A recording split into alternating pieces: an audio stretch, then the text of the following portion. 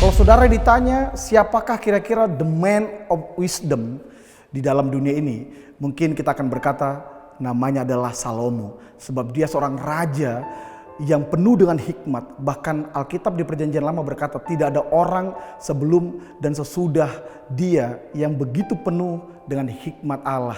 Bagaimana kemudian satu kisah yang paling terkenal, dua orang ibu yang memperebutkan anak yang mereka baru lahirkan. Ada dua orang ibu yang baru melahirkan, sama-sama melahirkan anak, lalu kemudian ibu yang satu anaknya meninggal. Lalu dia menukar anak yang mati itu dengan anak yang lain yang masih hidup yang dilahirkan oleh ibu yang satunya lagi. Lalu waktu mereka memperebutkannya, mereka dibawa kepada Raja Salomo yang penuh dengan hikmat itu. Raja Salomo berkata begini, sekarang belah dua anak ini supaya kedua ibu itu dapat setengah-setengah. Lalu waktu si ibu yang menyayangi, yang melahirkan anak itu mendengar itu, dia berkata, jangan bunuh anak itu, berikan kepada ibu yang satu. Lalu ibu yang tidak melahirkan anak ini berkata, enggak apa-apa, belah dua aja supaya adil. Dari situ Salomo bisa tahu bahwa ibu yang sesungguhnya adalah ibu yang penuh dengan kasih sayang, ibu yang rela berkorban demi anaknya supaya tetap hidup. Lalu kemudian kisah itu menjadi begitu luar biasa untuk menandakan betapa Salomo dipenuhi dengan hikmat Tuhan.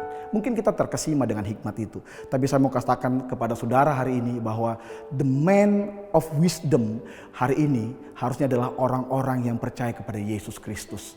Salomo udah selesai zamannya. Tapi ini saya dan saudara yang masih hidup di bumi ini, harusnya kita bisa disebut the man of wisdom. Kenapa? Bukan karena kepintaran.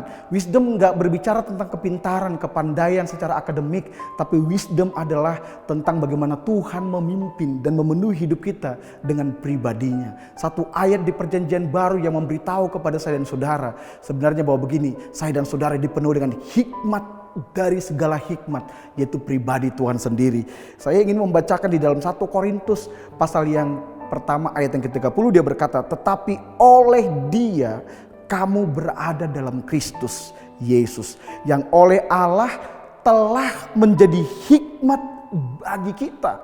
Jadi Yesus telah dijadikan menjadi hikmat bagi saya dan saudara.